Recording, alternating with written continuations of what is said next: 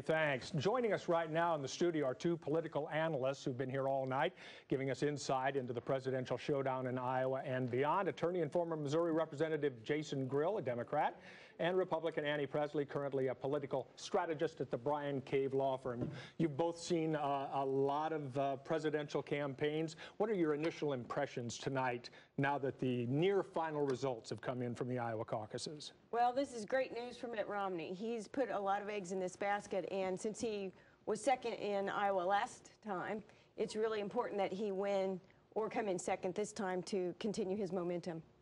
Jason? I think that you got to hand it to Rick Santorum. He has the least amount of money, and he went to 377 rallies in the state, 99 counties. So it's a good victory for him tonight. I don't think it'll go on any further. I think Romney, since he didn't finish third, is going to be looking pretty good coming out of this. Should win New Hampshire, but then he hits South Carolina where things might get a little dicey for him. A lot of people are looking at these results and saying Rick Santorum just a couple of weeks ago left for dead in Iowa. All of a sudden he is competing for the victory in Iowa. What do we attribute that to, Jason? I just think it's shoe leather and going out there and meeting the people. Iowa's a retail politics state, just like New Hampshire, and I think going out and meeting the voters, and then also we've had 7 front runners throughout since May of 2011.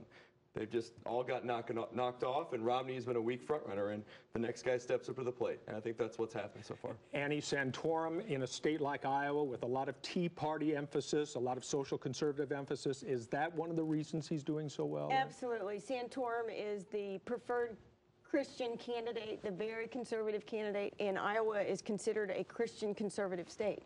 So he's done what would be expected of that type of candidate, and he's really the only one besides Michelle Bachmann in that category. Very quickly now to wrap it up, we move on to New Hampshire and then to South Carolina. What is likely to happen from here on in for that Republican nomination, Annie? Well, I think that Romney obviously is going to win New Hampshire. He's been very popular there before, and he has a lot of money, has bought a lot of ads. It's hard to say how South Carolina will go because it's not a retail politics state. It's more wholesale, so it will be interesting to see how that unfolds. I think we're going to see Romney win New Hampshire. I think Huntsman, who's been kind of on the back burner, staying in New Hampshire the whole time, will finish strong there.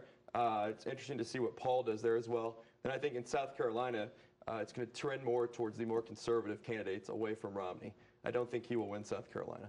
Jason Grill, Annie Presley, thank you very much for coming in and giving us your impressions and your observations.